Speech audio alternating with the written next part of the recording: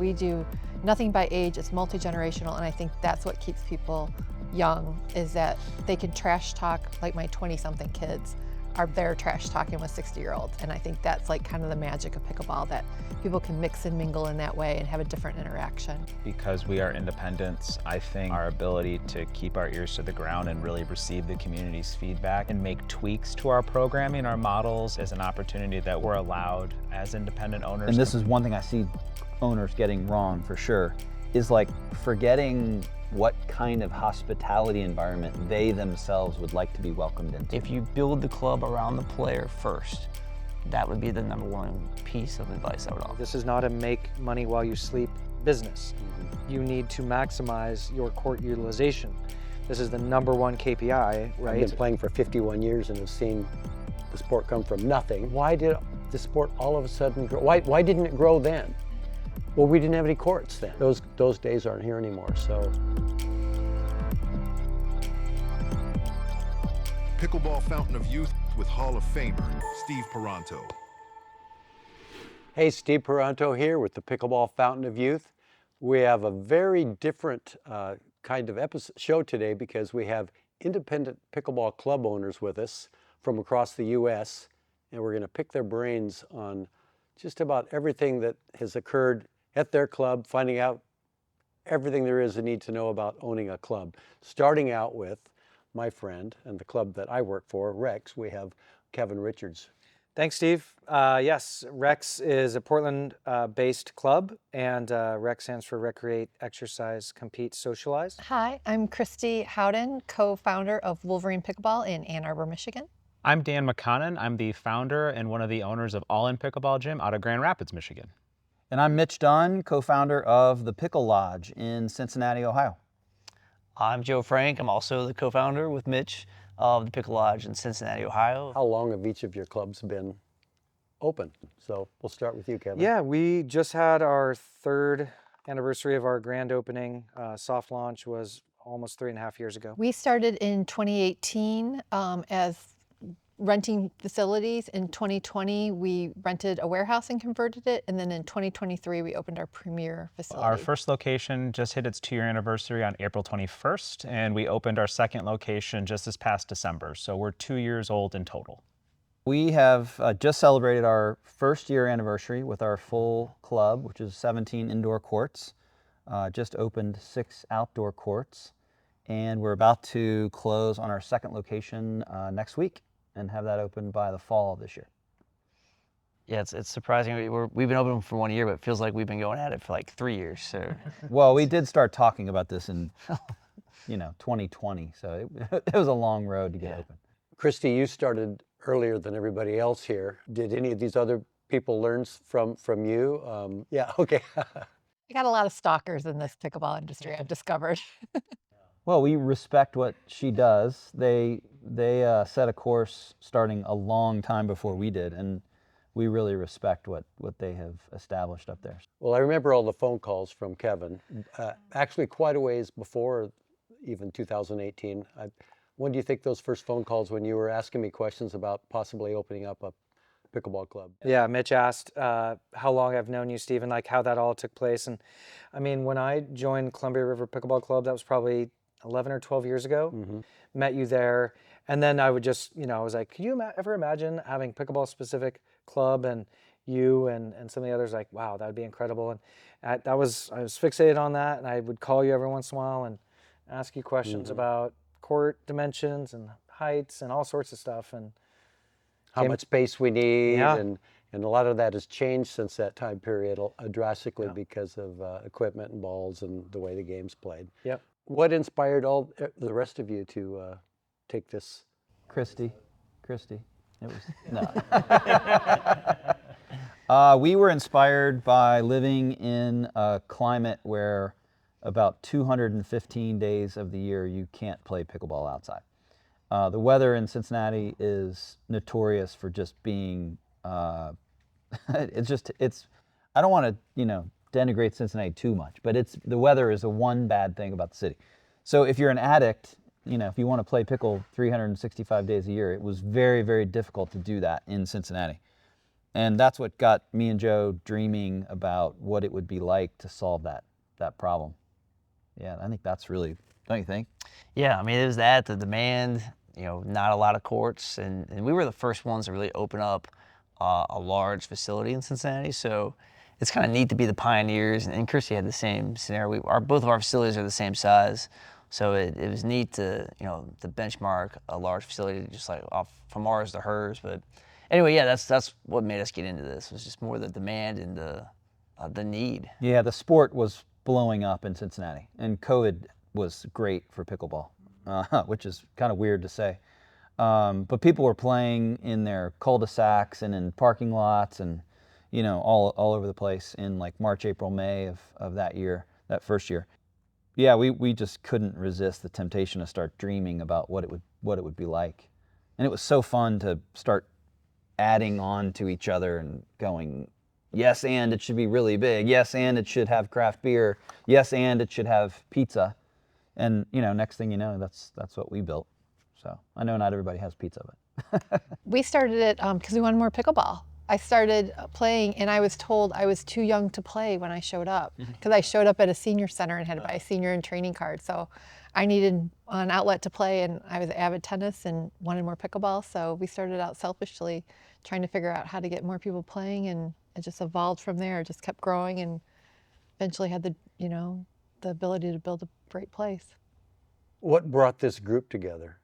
How did you guys meet? There certainly is a network of club owners that have found each other online, and certainly have to give Devin props for starting Pickleball Club Mastermind, and I think that's where we first connected, and I don't know if you guys had attended, but then we got pulled into a call, Mitch, that you put together with some club owners, and it was like, maybe we should talk about kind of best practices, not for getting started, but for next steps, and I think our group, we just kind of quickly whittled it down to there was a lot of great people doing great things there, but we were all the same juncture of like, we're going to add more locations and we're all dealing with these same issues right now. And we're like, can we do this call again next week? And then can we just put this on a regular call on the schedule? And every call that we have is just super packed with informative content where we're helping each other. And I think it's amazing what you can accomplish in an hour of just open conversation about what people are struggling with, what they're succeeding with. So we just saw the benefit of it really, really fast after just a couple calls. And it was interesting when we had more people on the call, you'd have these folks who, God love them, but like they would just sit there and listen. Like they weren't really adding anything to the equation. But this crew was always really vocal. So yeah, we kind of broke off and just stayed vocal. Yeah, I think it's rare when, so I think we also identified too that even though we all are in the same space of growing, we all actually had different strengths. We haven't really talked about it, but I think we all have different things we're really, really good at, even within our own clubs.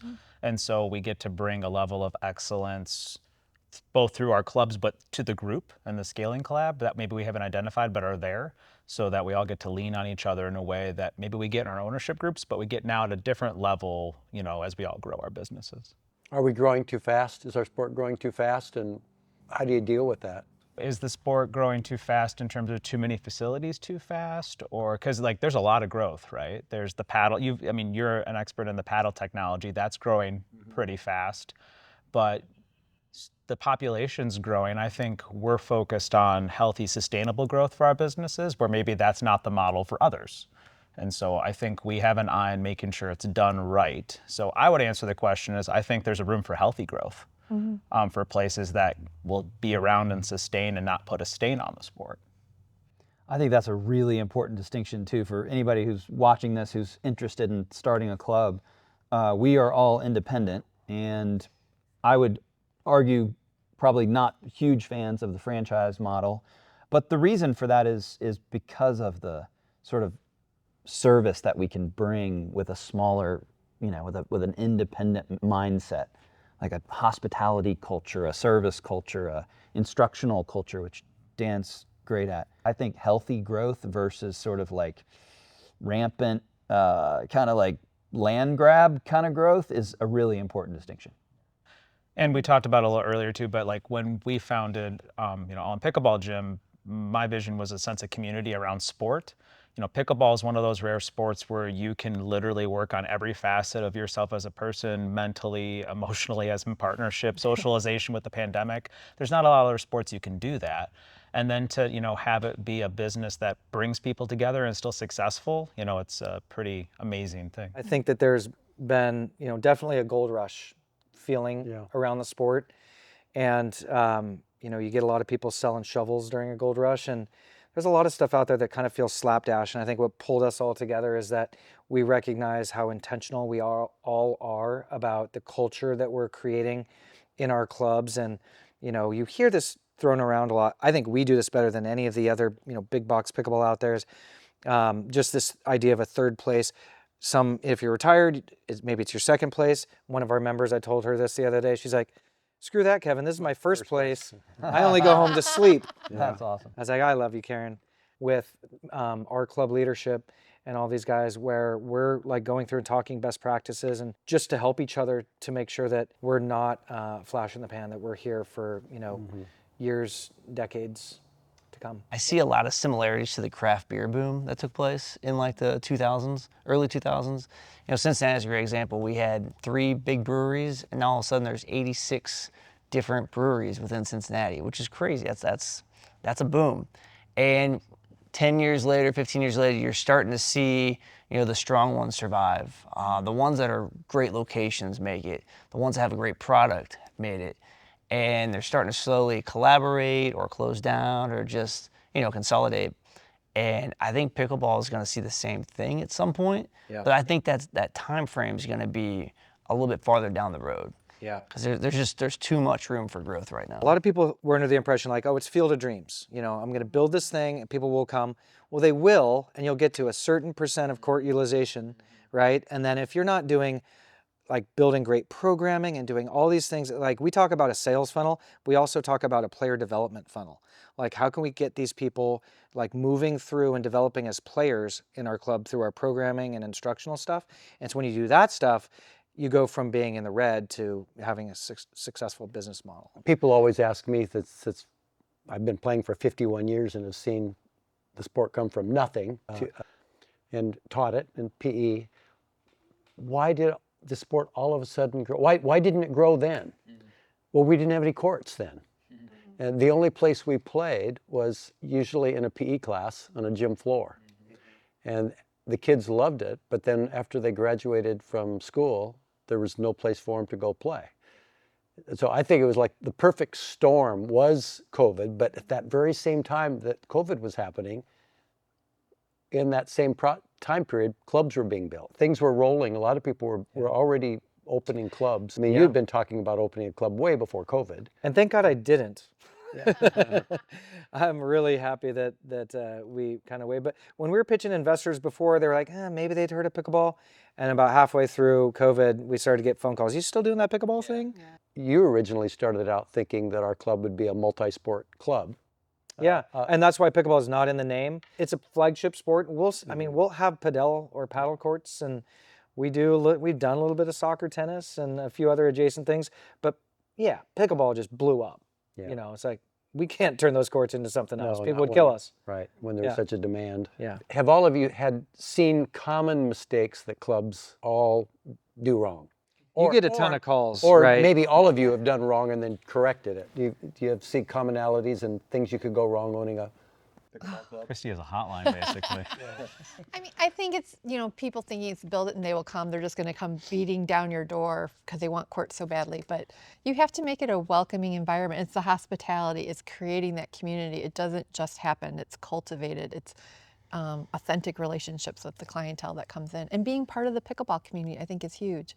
I don't think people think about all that goes into it. You know, you say, oh, we've got 100 members. That doesn't even fill a day. Like, you got to have a lot more than that coming in for it. And, you know, and for people opening a club, it's like, you got to know your numbers. You got to know what it's going to take to make this happen. Yeah, I'm seeing a trend. It's like there's 2 different things. You need to have pickleball knowledge and you need to have corporate knowledge or business acumen to make the club work. And you got to have both skill sets to really have a successful club. And I see a lot of clubs that are very, very strong on the pickleball side. Like they got the product knowledge and the marketing and the branding, but they're missing like the financial side of it. And then there's some that are so financially driven that they forget about the culture of the pickleball player. So the successful ones, I think, bring those two skill sets together, and that's really where the magic happens. So that sounds like you need a good team then, because that's something that I would think one person isn't going to be able to handle. You've got to trust people and have a team that can do all those different things. I tell our team all the time, Steve, that Joe and I just set the vision for, and they're the ones who bring it to life. And we have been so fortunate to attract people to our club, and I'm sure you guys have had the same experience. And it's partially because, you know, pickleball is just so popular. So you have this pool of people who want to make others happy through pickleball. So there's that. But it's also, I think, and this is one thing I see owners getting wrong for sure, is like forgetting what kind of hospitality environment they themselves would like to be welcomed into. That's a big thing that I think people get wrong. And all we did was like set the vision for what that hospitality, what the culture should feel like, and then expect our team, hold our team to a high standard to deliver it, and they're crushing it. They're fantastic.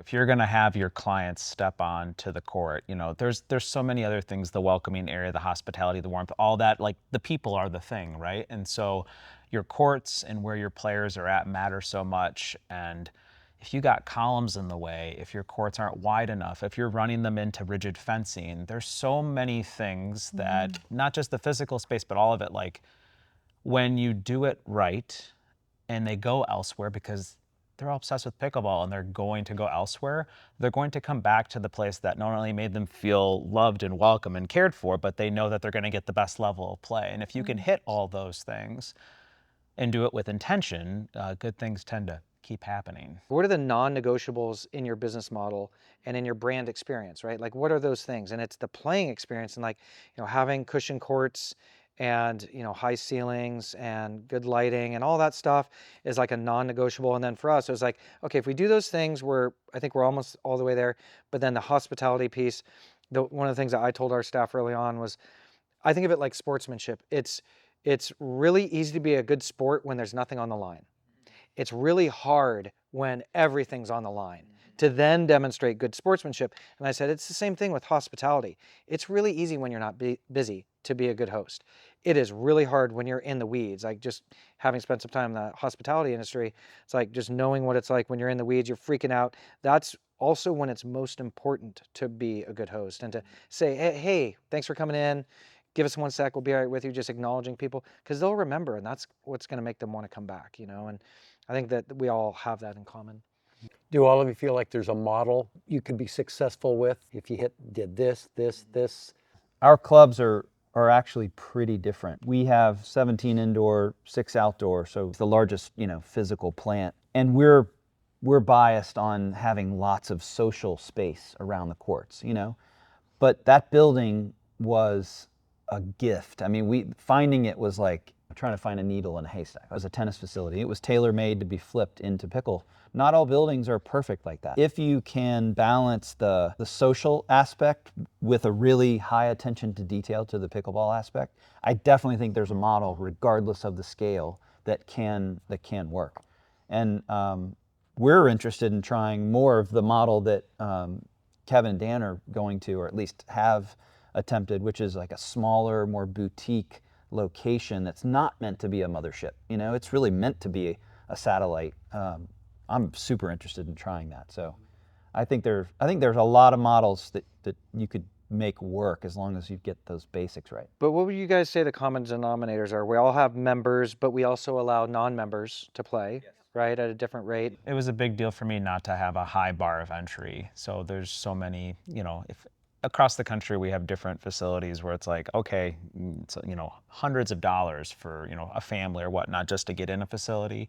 And that's like a multi-use facility with basketball courts and the swimming pool and all that. That you have your non-members, and then you can do monthlies and annuals and different things, but anyone can play just at an access level and a rate that is representative of that membership. So you get to pick your value effectively, right, for how often you want to play, and over time that probably accelerates because that's what pickleball does to you. So Yeah. I think we all sell merch and paddles. That's obviously another one. So you got to have more than just one stream of revenue. That's certainly critical. We all do special events, private events. That's what I wanted to find out is, do you, in the past, have an event that just kind of stands out in your mind that you had at your club that you go, oh, that was so fun, I love that, I want to do that every year? Absolutely. Yeah, ours is Dink Cincy. for It's our own homegrown tournament. Mitch actually put this together. It's just 550 people showed up to this last one. It's a 3-day tournament, very competitive, all ages, mixed, different rankings. It's really just a special tournament for Cincinnati, not just for the Pickle Lodge. So it's that's by far my favorite. Yeah, we framed that one up as the city's championship, which is an aspiration. There's no real designation that makes it that. But yeah, people have really embraced it. And, when you have 550 people like we did this last one, it makes then paying a lot more to play in like an APP or a PPA kind of hard to swallow, because our price point at that tournament is like $65. It's making it for an interesting kind of tournament climate in Cincinnati. But yeah, we love that one. I think like our social mixers that we do are a lot of fun. We do some themed ones, like we did a Kentucky Derby one the other day. They're just great because they incorporate everyone. It's all levels that are at them, and we have a challenge court, so it's a lot of fun. So that people that are friends at different pickleball levels can kind of socialize a little bit more, because normally we do everything as skilled level, and it's just really great to see all these different demographics and ages come together and have a fun night. We have our own production team as well, so we do something called TPN Thursday Premiere Night. So it's a series where there's a winner every night and then a championship at the end of the season. So we just finished our second season, so we have women's, mixed, men's, and it's broadcasted. And we were on selkirktv all of this season. So Heard of them? Yeah. So it's just something that is really cool. And what's nice is, because we are a facility that's focused on improving skills, like the players get to come see these aspiring pros or amateur pros play at the highest level of the play. And then not only did they go see it in person, see that speed, see the development, now when they come back for partner training with us, or the training mixers or things that we have, they're like, oh my gosh, like I want to play a TPN one night. That's more accessible than the APP or the PPA or all those things. So it gives them a vision, which is a kind of a cool thing to step into. Why don't we have a production team? I know, we need one. Our cell phones are our production team. Yeah. I think for us, Steve, it's got to be the Oregon Team Cup. This is, we're the host location, but we're very much partners with both the men's and the women's Team Cup. This is an annual event, and they draft, so they have captains, and they draft the players, and we've hosted the draft at our club, and we'll live stream it, and it's pretty exciting and even emotional, and then there's like a couple months of teams coming in and training. You've coached teams. We have one this year too. We're just getting ready for our draft. Yeah, we've got a Hall of Famer who's on the mic announcing a lot of the games, and it's just really a showcase of the top talent from Oregon and some from Washington, a little bit of Southwest Washington. High level play, but it's also so community oriented. And it's really cool to see, and we have a video coming out called The Pros Play at Rex, and some of the pros there are talking about how cool it is to be able to give instructions to teach players that can then come watch them, and then they can see in real time why I'm teaching you the way to do this or that. I love having my students go watch the top women and the top men. Yeah. They learn a lot just by watching. But our development of players in the Northwest, Which you had so much to do with. well, and so well, thank you. But Wes and Wes started the men's team cup we're going on about 5 years now. Yeah. And because of that, as Oregon Team Cup, we passed Washington State up with a lot of really good players. Because we built them up with that Team Cup. The players had a goal to get better. Yeah. And then they developed camaraderie. And one year you have these people on your team, the next year, and then now they're all friends. And the women are going through that very same process.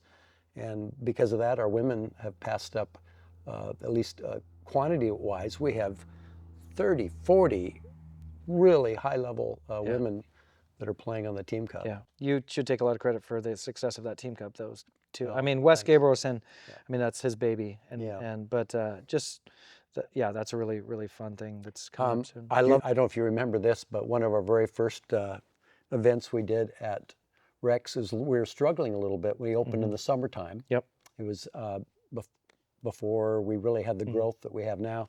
Remember the trivia night we had? Sure. Yeah. I mean, if we had more space, I'd like to do more stuff like that. I could certainly see doing that. You were just mad because you didn't know any of the answers. Yeah, we put together a team of very good pickleball players. Yeah. And not very good trivia There were players. some weird questions, though. It was I mean, pretty, I remember they were it was a like little bit professional trivia contest Yeah. people that came for that. Yeah. And we actually had even one more person on our team. Yeah. Even with one more brain, I think we took last place. Yeah. So We ran them out of the building. Then. Yeah. What did all of you do before opening up a pickleball club? What was your background? I was a stay-at-home mom for 18 years, and then this is my second act. And before that, I do have an MBA, and I did work in corporate world, but supply chain stuff. But second act, you can do anything. I'm a mechanical engineer by degree, and up until late November of last year, I was still doing career stuff. So I'm only, from November to now into solo pickleball CEO life. I spent over a decade in warehouse logistics, anywhere from R&D all the way to customer service, but ending in sales. Yeah, this is my second act too. I had a 30-year career in brand strategy and advertising and media strategy. And I use those skills every single day in this business.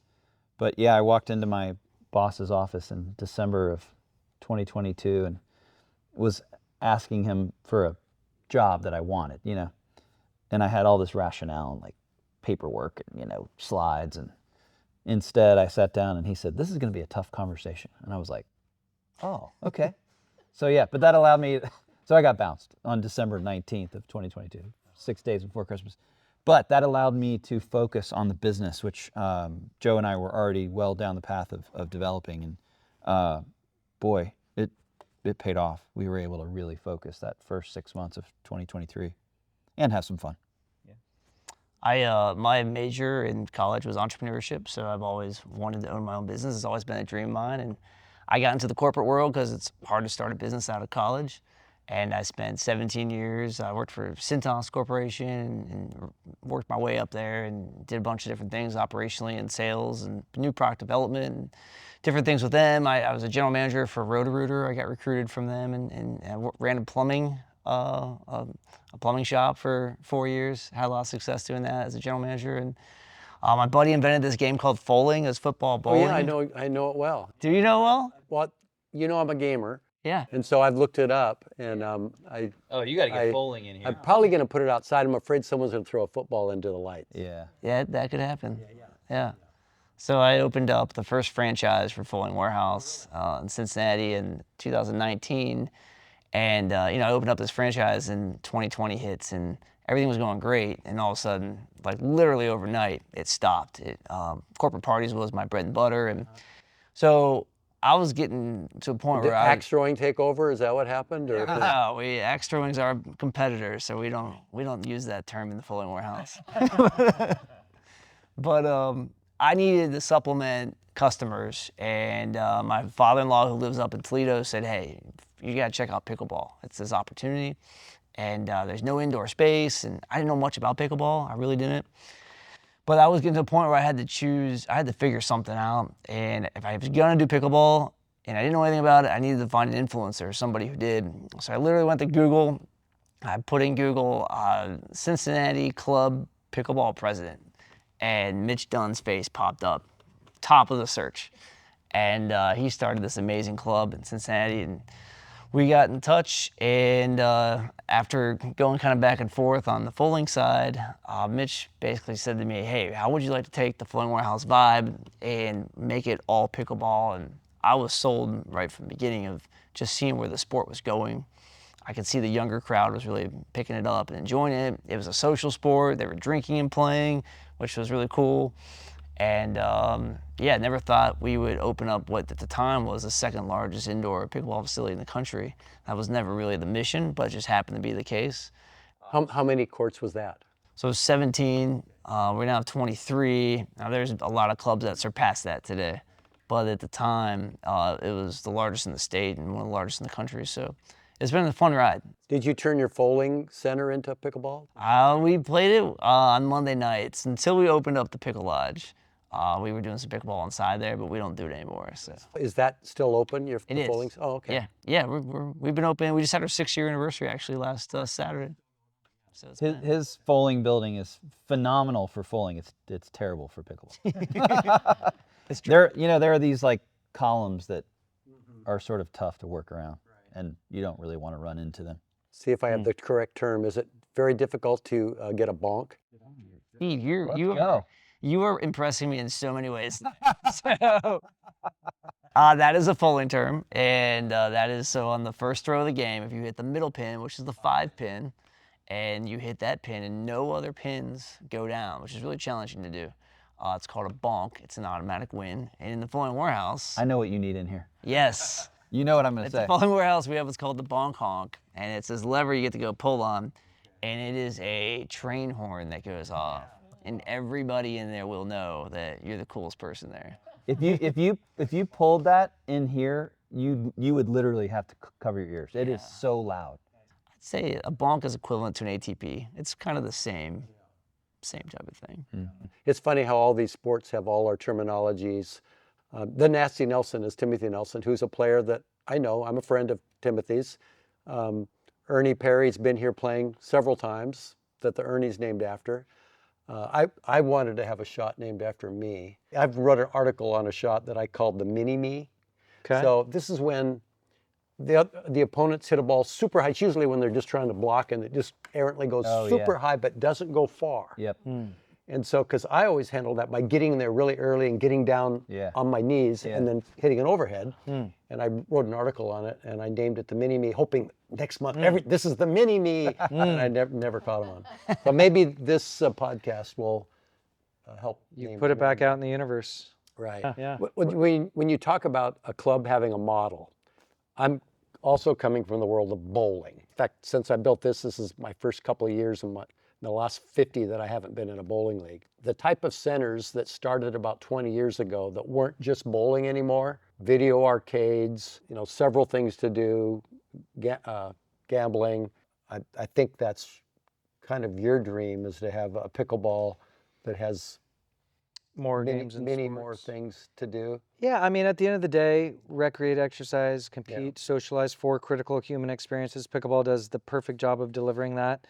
But I always felt like we should remain agnostic because there could be other games and sports that deliver that experience. And this is why I'm so excited about Pickleball Fountain of Youth, is that we're talking about like wellness, right? We're talking about people staying young, and as long as I just want to stay away from traditional games and sports, right? Like there's plenty. I love football, basketball, baseball, soccer, but there's plenty of opportunity for people to play those sports and for kids to play those sports. And I like the energy around the idea of like, it's too hard to take yourself too seriously if you're playing something called pickleball, right? And so the origin story of Rex was friends and I 20 more years ago playing soccer tennis, a game we thought we invented at the time. We didn't. We didn't have computers in our pockets. We could see, they're playing this everywhere in the world, just by different names. And we just kept playing, and we loved it so much that we'd go to the tennis courts on dry winter nights, so we weren't competing with tennis. And someone would bring music, maybe a 6-pack, and we just kept playing night after night, every winter, and fewer unforced errors, and it got to be like a perfect sport. We distilled it down, and that's when I got reintroduced to pickleball. I was like, oh my God, what these people love about pickleball is what we love about saunas. We started to call it short for soccer tennis, and that's when I had my aha moment of like, oh, okay, I'm not going to open a soccer tennis facility. That's ridiculous. But a club built around a social sporting experience, right? And so pickleball, I think, padel or paddle, and there's some other kind of foot sport, soccer adjacent stuff that I think will trickle in at some point. But I'm not gonna, disrupt pickleball because it is so great in so many ways, and it's here to stay. I'm sure of that. Now, this podcast is a little bit geared for seniors. That's why, we're the Pickleball Fountain of Youth. I can't believe I'm a senior. For a long time now, I've been a senior. You like to say you're the 70-year-old virgin, right? Yeah, this year I'm a 70-year-old virgin. I get to play my first 70-year-old tournaments. Oh, nice. And in fact, my mixed doubles partner, I just won a couple. We were both 70-year-old virgins. So we put that on Facebook, and a lot of people going, I wouldn't be proud of that at all. It was saying, Oh, I'd be very proud. yeah. But anyway, attracting seniors to your clubs. Did you guys do special things in order to attract those seniors? The seniors kind of found us because they were playing already at the senior centers around the area. So then they came to us once they wanted to have a different experience from the gym floors. And we offered more social space and some other activities that they could do, you know, because we have a bar at our place and stuff. So we do a lot more with that. But ours is what I think our seniors love about our place is that it's multi-generational. I don't do anything by age, because I didn't like being carded for going and being told too young. So we do nothing by age, it's multi-generational, and I think that's what keeps people young, is that they can trash talk, like my 20-something kids are there trash talking with 60-year-olds. And I think that's like kind of the magic of pickleball, that people can mix and mingle in that way and have a different interaction. And I think that's the draw that brings people in. They want that. They need that mental stimulation to flourish. We have our, our 4-0 open play. You have a 65-plus player playing a 23-year-old, and 65-year-old gives them the business, and it's just so fun to watch, right? And it just doesn't matter, because in that moment, in this game, it's so accessible for everyone. And then, of course, like when they ask for, hey, we'd love to have a time for our players or whatnot, you work to be accommodating, you make it work, because they want to be part of that community and have that time, because the experience we provide is, premier to others. And so that's an amazing thing once they come in, and then when they go to the park, they're like, yeah, I kicked that young person's butt today. It was so great. It was good. So Kind of like Christy said, we don't really program specifically for seniors, but boy, are they there. I think our approach to instruction attracts them. Certainly our social spaces, we have a really nice bar, lots of room to gather, and we've got conference rooms upstairs that folks can use for different things. There's a group of guys that play poker up there once a month. We have a $99 bottomless cup of coffee that gets you a year worth of coffee, and I see the same 4 guys like 5 days a week sitting at the same table in the bar drinking that coffee. I would have done that just for those 4 guys. Like, they love it so much. It's good coffee. But so yeah, that's we didn't really set out to. No, it's funny. And Steve, I'll shoot this one back to you a little bit. The one group of people that we do get pricing objections from are the senior crowd, and our product's high in demand. I mean, we have 150 people on a waiting list just to get a membership right now. Like, it's so there's a price point for that. And the senior group seems to be the one group that kind of balks at the pricing. And I'm curious, your thoughts on that. You've probably seen this in other clubs. Well, I mean, they're on a fixed income. Sure. So that's one thing. But we have a lot of seniors that are getting a great deal at our club because of Medicare. Can you explain that? Yeah, just the 65 plus insurance program. So we accept Silver and Fit, and we accept Renew Active and One Pass.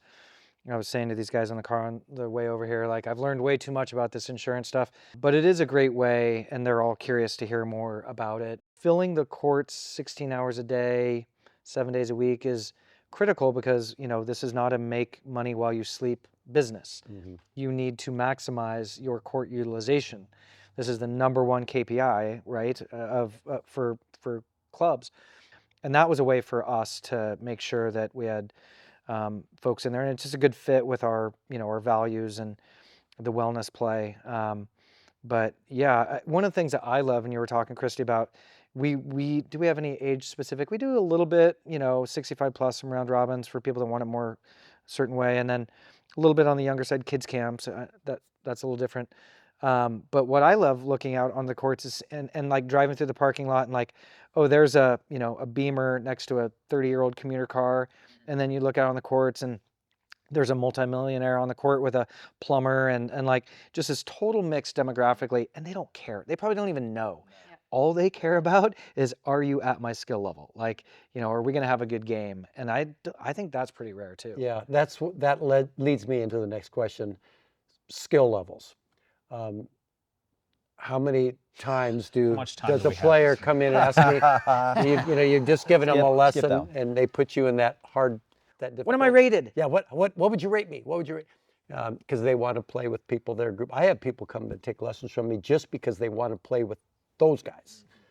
they want to move up, you know, and they, well, let's work on all these things that will get you there. But what do you guys do to keep everybody happy playing with like skill levels? I like to tell people that we are as good as our weakest weapon that we have, right? In terms of when you start to advance, the range of 3-0 to 4-0 is vast, but how it plays in is really unique because you could have one skill set, like especially at 3-0, if you have a big serve, you might win games 11-2 because that one weapon will carry you. But as soon as you play another 3-2-5 player who can return the serve, you realize that all you have is a big serve. Now you have to develop a ground stroke forehand, a drop, a dink. Oh, I only hit with my right hand or a forehand. I need a backhand now.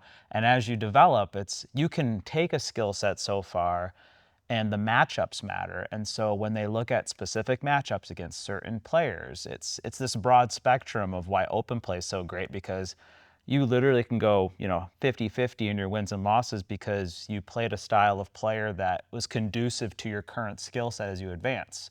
And then when you start to get into that 4-0 range, in my opinion, where you have an all-around game, now it's like, okay, getting from 4-0 to 4-5 scale with the consistency and having the variations is so interesting. And so I literally have a sit down and I'm like, what type of player are you? Where are you having success? Like, where are you doing that? And you just have that conversation because you detach your personal worth from the pickleball, because we're people, and how we do in pickleball is not conducive to who we are as a person. That's a difficult conversation to have. And then you just remind them that, like, comparing yourself to another player, comparison is just not exactly what you want, but it's a framework for where you may be at in certain skill sets. So there's just a tremendous amount of nuance, and it's okay to be where you're at, and it gives you great perspective to where your goals are. And like, as an instructor, that's where I take them, and it's like, yeah, your forehand's rocking at 4-5. You got a 3-0 backhand, and I love you, and it's okay. So that's how I approach it anyway. What do you do more systematically? You're more clinical, right? Yes, we're more systematic on it. We have a skills assessment program. We do duper sessions where those scores count and go into an algorithm for that. We also will look at people's tournament records and things. So we do everything by a skill rating to get into any of our things, and that we follow up on people. Our instructors are always out there watching, or seeing where we're at. We have many a difficult conversation. Just because you say you're hanging, you're not. We care about the whole group's experience, not just one person. And, why do you want to be the worst one on the court? Like, let's get you in the right level so you can have a really good time and develop. Because if you're on defense the whole time, you're not improving. And those are the players you push towards instruction, right? Because like, oh, I want to get beat up. It's like, this is not the time for that, right? It's about the greater group of that. And there's a place for that improvement too. One of the things I love about the club model in general is just the opportunity to fix some of the problems that you see on a municipal, open play session, which is, people getting killed in games they really shouldn't be in. So we take a pretty systematic approach too. We probably have 5 or 6 levels in just our open play sessions.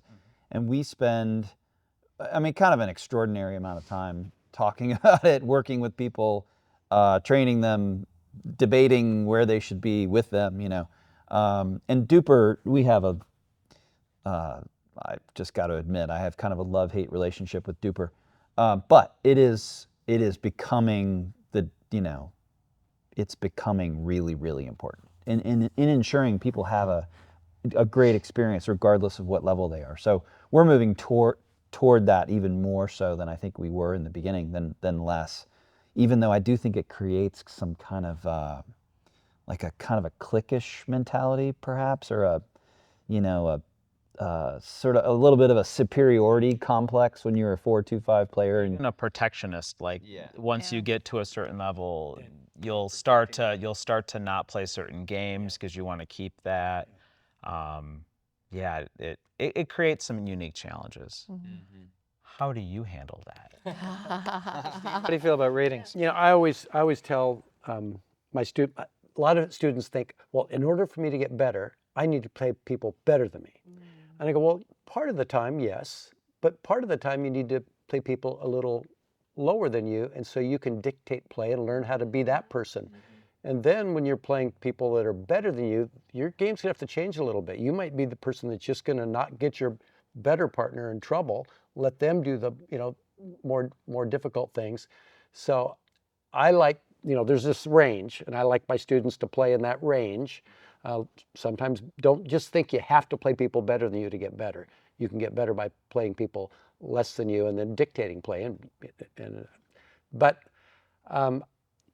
we have intro classes at our club. So people just coming off the street, never playing before, and we all tell them, you're going to have so much fun playing this game when you're on the court with 3 other people right about your level. Doesn't matter if you're 2-0, 3-0, 4-0, you're going to have so much fun, but it is important that you are playing people in that range. So it is a little tricky.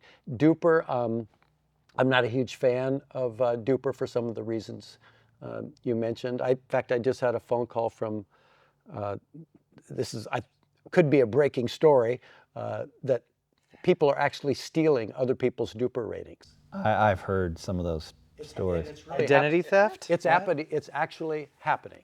People across the country stealing some of our top players from here's rating, and they knew how to go in and do it, just so they could have a higher Duper rating. Wow. Yikes. That's That's the lamest form of identity theft. Yeah, I know. seriously. Yeah. At our club, so we're not using Duper, and we are doing some hard work gatekeeping around the higher end. And now that we're kind of figuring out how to do that there, we're moving down from 4.25 to 4.5 down to, 4.5 plus, they're just going to curate their own games, basically, right? Yeah, we found that too. Yeah. That's consistent with us Yeah. as well. Below that, we're kind of doing a little more massaging and keeping an eye. But we don't allow any subjective human analysis. Our instructors don't want to do that. We've worked on rating stuff in the past, and we're still kind of playing around with something there. But no big announcements today. No, but I've been really big in how we all train with skinny singles. I would rather know how, if I had a blind date with a doubles partner that I'd never played with, if we had such thing as a skinny singles rating, I would trust that more than any other rating. Wow, that's really interesting. Because it's just them. Yep. When you're playing doubles, you don't know what kind of partners they were playing with. But I would trust a skinny singles rating more than anything.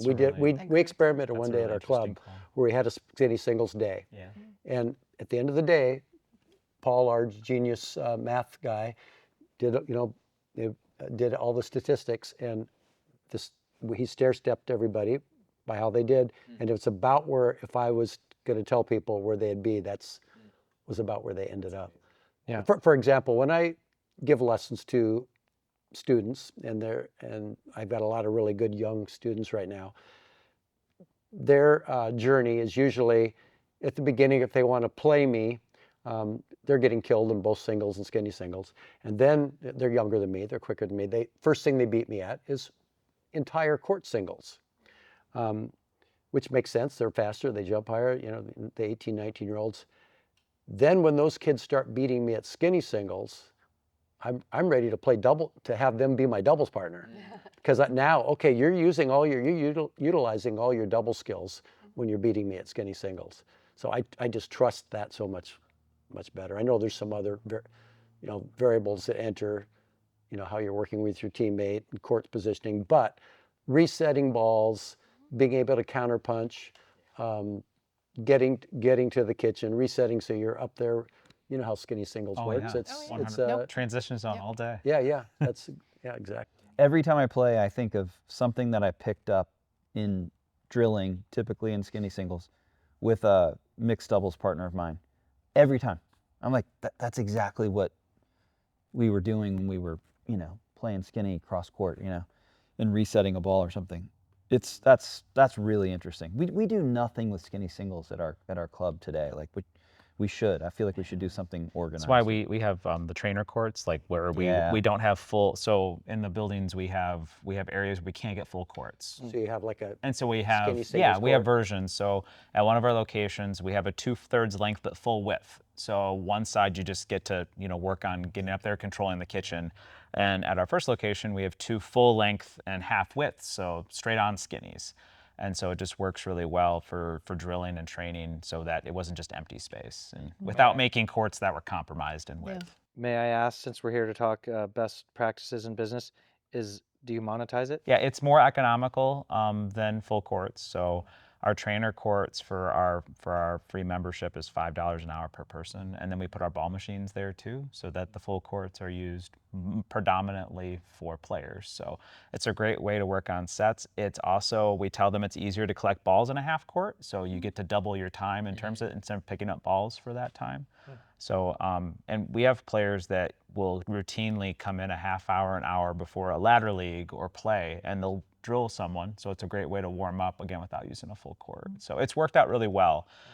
Obviously, if I had the space to do all full courts, you would, but it's a great way to make it work and do it. So. Well, speaking of easy to pick up balls, I see where in the future clubs are going to have a hitting lane that you rent that if you're hitting the wall, it's recycling the balls. Yeah, like a batting cage, right? Yeah.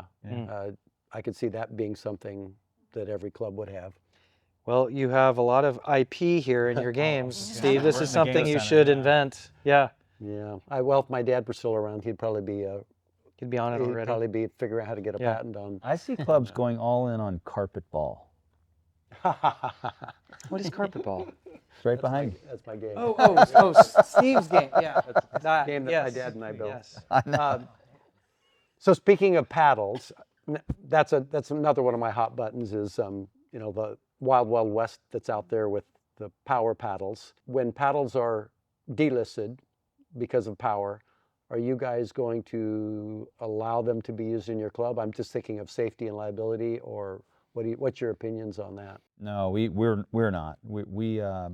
I think the way that paddles are going is on one hand inevitable, and on the other hand kind of regrettable. I mean, it is, especially for men's matches, it's inherently changing the game. I played with a guy the other night who I hadn't seen in 3 years or something, and he texted me later and he said, "I don't remember your forehand having that much pop." And I was like, that was a paddle I was using 3 years ago. I mean, of course it didn't, The paddles, even just back then, I think were just very different. I think the technology, the kind of maybe Gen 2 or 3 breakthrough that Yola made really has changed the game. We're going to be watching that like crazy. I think there's going to be a correction that's going to have to get made, either on the paddle side or on the ball side. I mean, it's got to be one or the other, I think.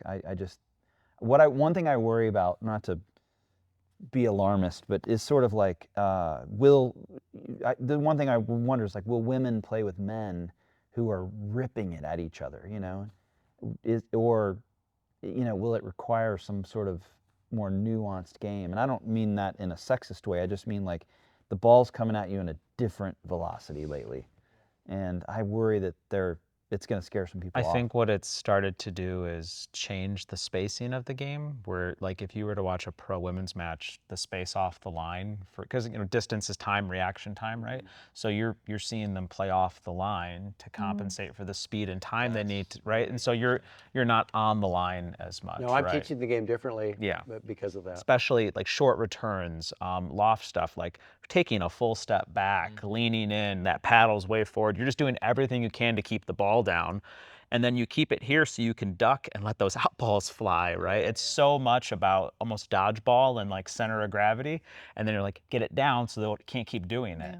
Whereas in the past, and so I started playing in 2014, like drives were fine, but it's drop it in. We're dinking, we're moving. It's move the rock. And now you survive the first 5 shots and you hope to get to the soft game, right? Those first 5 shots are so important with the way paddle tech is. And until people can prove that you can handle a big serve, a big return, and a couple of drives, the game doesn't get to soft in most high-level men's and mixed tournaments where the guys will take over and do that. So, at least in my opinion.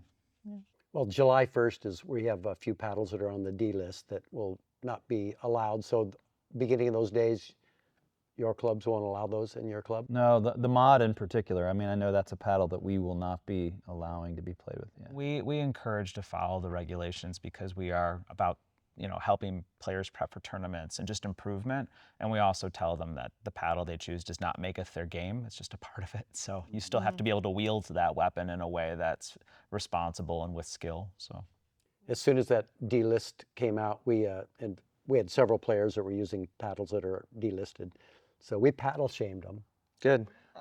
Until they finally, every time they hit a great shot, we'd say, that was just your paddle. and then they switched. That's funny. And Steve, how are you teaching the game differently? I'm curious about that.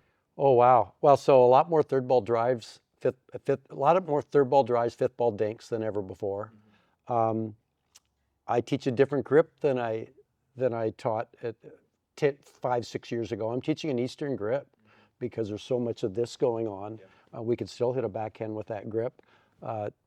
Everybody wants to be able to roll a dink now. They want to have top spin cross court dinks. So you could have a whole less. We teach one class at the club. Rick Hammerquist and I do it, and it's called 2-hour class to spin or not to spin.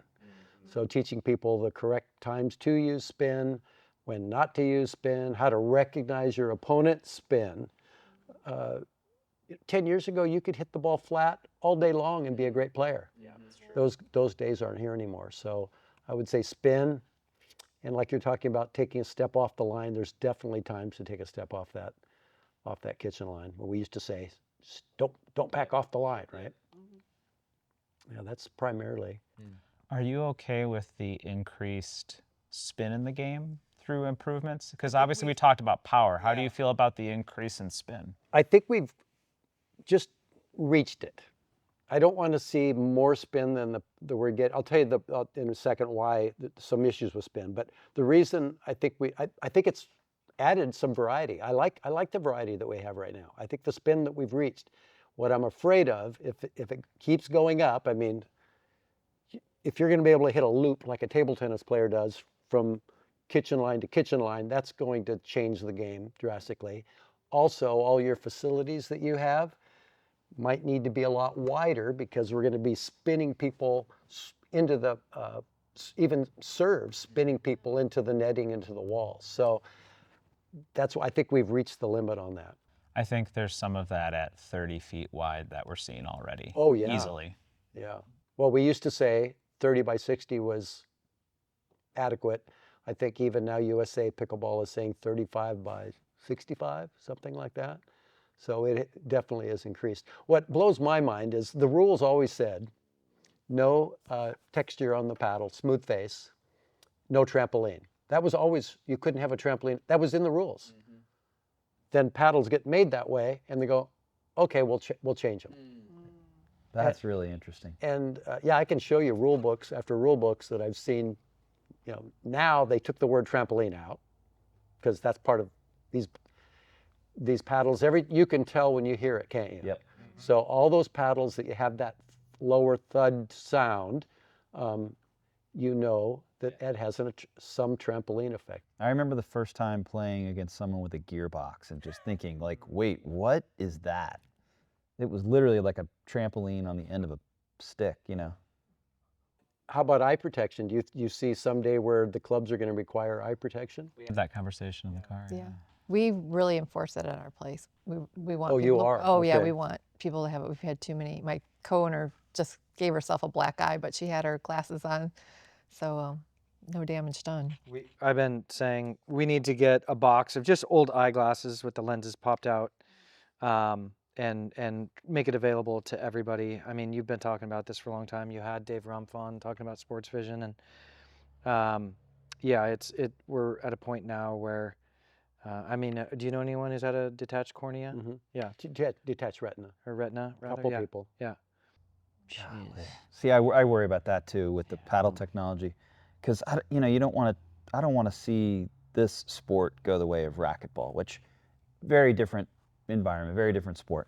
But still, I think that the tech really started to dominate that sport, and the sport shouldn't be scary, And there have been times recently where I'm on the receiving end of a mod in particular, one of the gearbox paddles, and I'm just like, this is just moving at a speed that I never anticipated.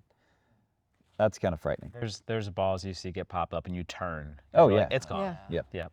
Steve, those injuries, were those from the opponent or from their own partner? Because we see Both. Yeah. Both. I got hit about 2 months ago, direct overhead hit. One of my students directly across from me. I was playing with us. We were playing. I wasn't giving instruction, and my partner, who I'd never played with, went to hit a lob, but it wasn't high enough, and he went to smash it. So he's only 14 feet away from me. I'm directly across. Where do I put my paddle? Down for the smash, and he accidentally couldn't, directly into where would have been my left eyeball, broke my glasses. But the glasses probably saved my eye. That ball was going 60 miles an hour. And that, how do you, I put my paddle where you're supposed to put it when the paddle's up. You put yours down, and he just missed. He felt horrible. But I won't step on a court without protection. I'm excited about clubs playing other clubs. Now, this is one of the growth areas I'm excited about. I mean, you guys might see it as competition because now there's more clubs near you. Two-part question. How do you deal with competition? How do you feel about that? What are you doing about that? And then wouldn't it be great if we had, just like tennis clubs, where today our club is playing your club and your I just think that's going to be really fun. Yeah, I love it. I mean, I think of Cheers, and what was the bar that Cheers competed against? They always got the better of them. Yeah, that's right. We always knew that there'd be competition, and we certainly, now we have local competition, and it's great for more people to have places to play, right? I mean, at the end of the day, it's that rising tide lifts all boats. As it gets more competitive, and now we have a franchisor moving into our market and be close to our next location, it's a great opportunity for us to differentiate and show how we're different. And, that's really how I feel about it. I think people, will gravitate to where they feel most comfortable and most natural. And for us, it's just, it sharpens, it's a good reminder for us to stay sharp and alert and to do the best job delivering value, and to make sure our staff is happy. I mean, that's a huge part of it is we're all employers, right? We're not just running pickleball clubs, we're employers. And so having staff that that feel like they're a part of something that they're proud of and excited about is really more critical than ever. And so if we're paying attention to those things, and I know we're very intentional about this stuff. We have incredible club leadership, and our board is really good, and we talk about this stuff consistently. And it's one of the things our collaborative here talks about is competition and sharing notes on what we're here with the competitive landscape. So I think just awareness and doing the stuff that we're doing that makes us better, We're just laser focused on delivering value, like you just said. I mean, I think that's the key. We've created a culture that people love, an instructional approach that I think people really appreciate, and a membership model that pays for itself. I mean, it just makes a ton of sense. So I sleep well at night. I'm just not too, I don't mean to say I'm not worried about competition, but I think we just have too much to do on our own front, to make sure we're delivering real value. So yeah. And on the interclub thing, we've created that in Cincinnati Indoor Pickleball League. We have 6 clubs, I think, currently in that league, and Joe plays in it. He always says it's like one of our best products we've created. So I think that's a big part of the future of pickleball. It's the closest thing right now for me. I'm 43 years old, and that takes me back to my high school playing days. Like, you play another club, you got a coach who's coaching you. You want to beat this other club really bad because they're the competing club across the street, and you're playing some guys that you're at your level.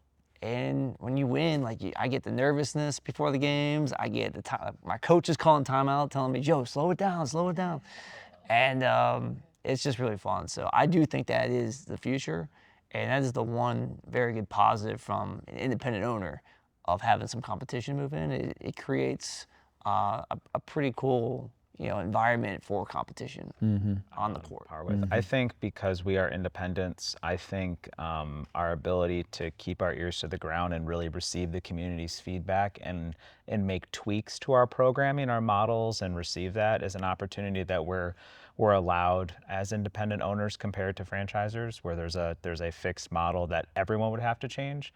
So I think, and all of us, I have conversations, whether it's text, email, call every day about, I really wish you would do this. And like, sometimes you just take a good time and it's like, that's something I'm gonna consider. But 6 months from now, that feedback might have been apparent. And so I just think that the value proposition, taking that feedback and always being willing to try new things that I think we're afforded to in our positions is what separates us as well. I love that test and learn mentality of being a small business. Just like, we've tried the goofiest stuff, and not all of it sticks, but then the stuff that does really helps you differentiate yourself from somebody else. Even if it's a fairly similar club in town. I can already tell you I'm stealing the women's team league cup thing. I love that idea. Yeah. That's so awesome. That'd be a lot of work, but it is a lot of work. But it would be so worth it if you could create that in whatever city, state. It'd be really a legacy to leave in the pickleball space. One of those ladies teams was just training here yesterday. I think they're coming back again next week. It's just fun to watch how the relationship these ladies had built with each other.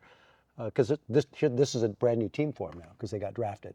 So but they all know each other, and you can just see they love being around each other and working on each other's game with each other. Just awesome.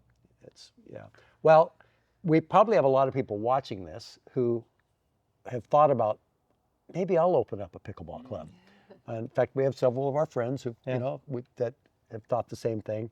If you were to give them advice on the one thing that you did that you maybe wish you could have told yourself before you opened this club, what's one bit of advice you would say to yourself now after going through this experience? These people haven't gone through it yet. They might be opening up a club. It's hard for me to pick one, but I would just say, don't underestimate the effort. It is, for a lot of us, Christy said this is her second stage of life. It's mine too.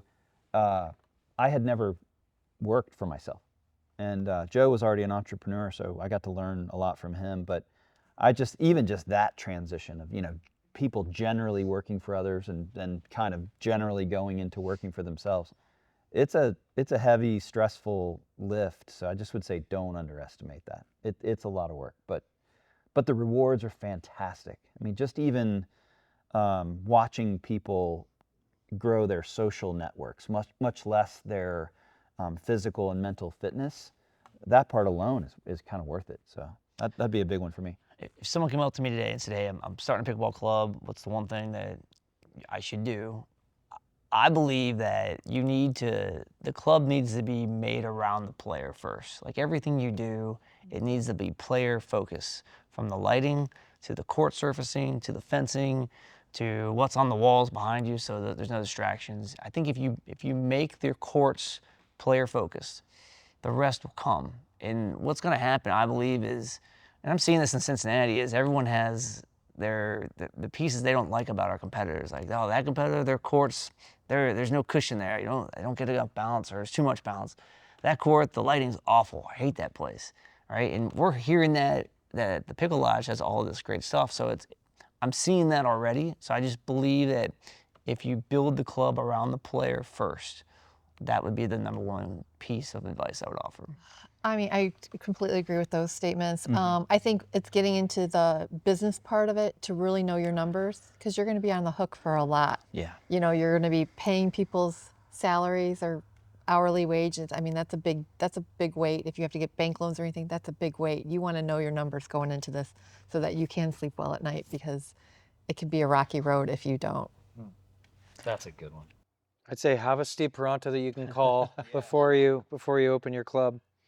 I agree with everything that you guys said, and I mean, you better not be doing it just because you think, oh, this is popular, I can make a quick buck.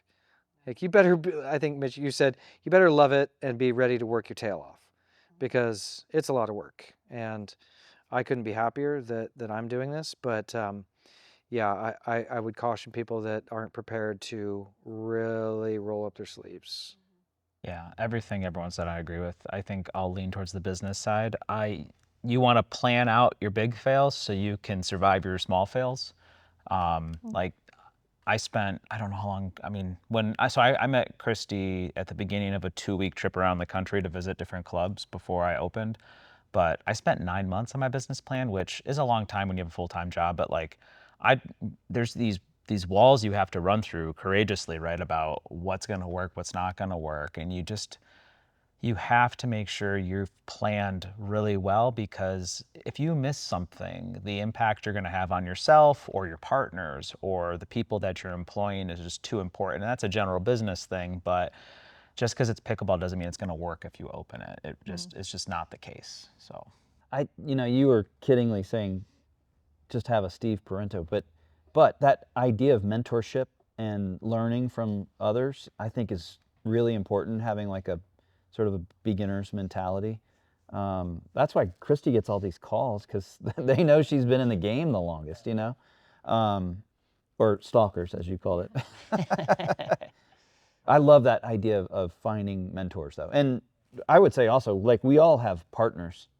I think that's huge, especially if you're a late stage entrepreneur. As a message to anyone, if you're going to watch this show and do it today, if you're going to come to someone like Christy, who's amazing, and a mentor like that, make sure you've done the work too, right? It goes a long way when you're looking for mentors and looking for people that you've legitimately put in an effort. You have a business case, you've thought of it, you have, what your values are. Like, you're more likely to get meaningful help and encouragement and trust and actually get that push, as opposed to just saying, I want to do a pickleball gym, tell me how to do it. Yeah. That is the biggest turnoff that you can have, regardless of any business, when you think that because you have the idea, you've earned the right for that mentorship. And it's a tough thing to hear, and you turn people away at a rate higher than all of us, I'm sure, but it's hard. Yeah. Well, at least now, when this podcast is out, you can just tell everybody, just watch the Pickleball Fountain of Youth. Yes. And just watch our podcast. You guys have covered so many things today that are important for club owners. And I don't know if there's ever been a group of people like this together before covering this subject. And I think it's going to be super valuable for those future club owners out there. Well, I can tell you that there are, pickleball events, right? There's conventions and conferences and stuff like that, and they do some of this stuff. And actually, this is how this came about, is I was like, hey, you guys should come down to Miami. Let's go to Racket X. And I think, Mitch, you were like, I think I'd rather just us get together. And I said, oh, well, you guys are all in the Midwest. I'll come out there. And you were all like, nah, we're coming to Portland. Yeah, we're coming here. And that was probably 5 or 6 months ago. That we've been. Well, and then you dialed up the best weather day of all time in Portland. Yeah. Best week of weather. Yeah, this is pretty I don't know pretty how special. you pulled that off. Steve, I think it's an honor to be on Pickleball Fountain of Youth. Like, really excited. Oh, well, thanks for organizing this, and thanks for all of you being here. And we'll have a little bit more of a tour afterwards of the Playhouse, show you what my glow-in-the-dark pickleball looks like. I can't wait for that. Maybe we'll even roll a couple carpet balls. Yeah, There we go. And today is Cinco de Mayo, so I hear there may be margaritas Well, that flowing sounds- as well. That sounds fine with me. Awesome. Cool. Thanks, everybody. Yeah, Thank thank you. you. Thanks, guys. you. Thanks, Steve.